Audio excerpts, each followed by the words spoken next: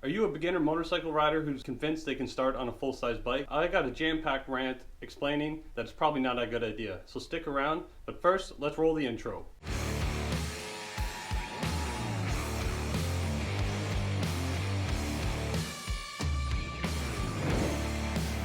Would I recommend an MT-07, an SV650, a Z650, or anything above 600 cc's to a beginner rider, someone who has less than a year's experience? Absolutely not. So before we get into the meat of the whole video, I want to give a little bit of history about myself so that we're all on the same page. The MT-07 was my first street bike. I had been riding dirt bikes ever since I was a kid, and I don't mean I was riding my uncle's cousin's friend's 95 XR100 when I visited grandma twice a year. When I was about 9 years old, I had gotten a 50cc piece of junk from Canadian Tire and was riding that. When I was about 13, I had traded an entire summer of working at the family business for a TTR 230. For those of you that knows bikes, it's not that exciting, but at the time I was absolutely stoked. I had a real clutch to work with and some actual power. And I had that bike right up until I was about 20 years old. 7 years riding a 35 horsepower motorcycle. In between those years of having the TTR 230, I had befriended somebody near the family cottage who had a motocross track on his property, and he also had multiple different bikes. So I had ridden a handful of two smoker 125s, 250s, 250 thumpers, and I had gotten very comfortable just riding bikes in general. I was hitting jumps. I had ripped at some local motocross tracks as well, and had spent countless, and I mean countless, hours riding around the family cottage. So I won't pretend that I'm an expert rider, but I'm certainly not a beginner. So let's define an absolute beginner. No prior experience with a motorcycle, no prior experience working with a clutch, has a generally poor understanding about motorcycles, and they maybe struggled in their moto safety course. What about the person that has maybe a little bit of experience? We'll call those the confident beginner. Maybe you have experience driving a shitbox Civic that was standard and you learned to clutch that way. Maybe you rode a friend's bike as a kid into confidence. Or maybe you've been riding already for a year and you feel like you need to upgrade from your 125 or 250. Please, please, please do not listen to your buddy who started out on a GSXR 600. My biggest pet peeve is when people say, don't worry, you can grow into the motorcycle. The only time that is applicable is when you're talking about your 8-year-old kid and you just took their training wheels off their bicycle. Motorcycling is inherently dangerous. This is partially due to the fact that you don't have a cage or a seatbelt to protect you in a wreck. It's also due to the fact that motorcycling and the controls and the way a motorcycle handles take years to master. In a panic situation, you don't want to have to be thinking about what it is you have to do. Too much front brake can cause your front wheel to wash out. Too much rear brake can cause a skid. Too hard on both could cause a weight imbalance and could potentially cause you to go down. And this all happens within nanoseconds of hard braking. Knowing how any motorcycle will react will be the difference between a wreck and a moment of, I gotta go change my underwear. I had bought my MT-07 brand new in the summer of 2019. It is now the end of 2020, and I have almost done 15,000 kilometers. It's not impressive by any standards, and in between those times, I've had more close calls than I can count on two hands. And my experience has saved my ass. Would a smaller displacement motorcycle make the difference when somebody makes a left-hand turn and cuts you off? Or how about somebody that merges into your lane when you're on the highway? Probably not. It can happen on a CBR 125, it can happen on the MT-07, it can happen on an S1000RR.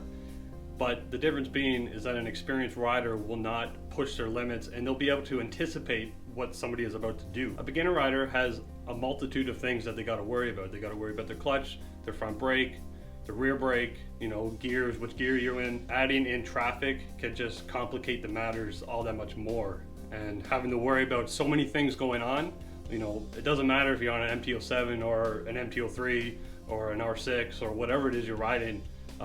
Stuff can happen very fast and very quick, and you need to be able to react accordingly in such situations. Did you know that when making left or right hand turns too hard on damp roads will cause your wheels to slip when crossing painted lines? Or how about when traffic stops too hard on the highway and you forget about the traffic behind you and you forget about an exit strategy? Or what about a pothole or debris in a curve that can throw off your line choice? All of these things are much more forgiving on a smaller displacement motorcycle. One of the best skills that you can learn as a motorcyclist or even just a motorist driving your car to work every day is being able to anticipate what somebody else is about to do. vehicles have body language that you got to be able to read. And as you build your confidence, the urge to go faster will become much more stronger, and an MT-07 can comfortably bring you over to 200 kilometers an hour. But the risk for mistakes increases exponentially the less experienced that you are. In the event of a panic situation, a CBR 125 maxes out 100 kilometers an hour. You know, most middleweight sport bikes, you're only in the bottom end of second gear. Would I recommend an MT-07 or anything above 600 cc's to a beginner rider, someone who has less than a year's experience? Absolutely not. Do not buy into the hype that you'll grow into it. Do not let the salesman convince you that you're a big person, you can manage it. The purpose of this rant is to not discourage you from getting into riding motorcycles or getting that dream bike that you want, whether it's an MT-07, an R1, a Panigale. I just want new motorcycle riders to assess their skills and then realize that they're probably not as good as they think they are.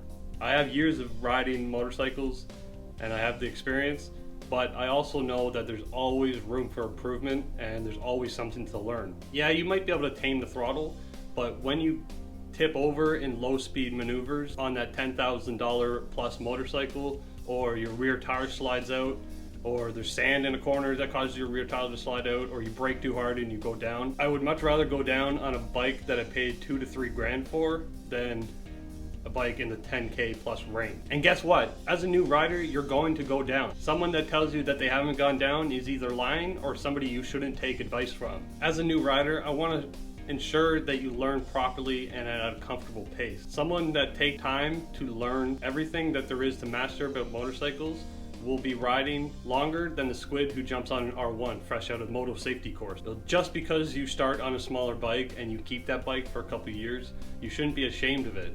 Mastering motorcycles takes years to learn, and to be able to master body positioning, you know, master hard braking, master hard acceleration, all of these things take years.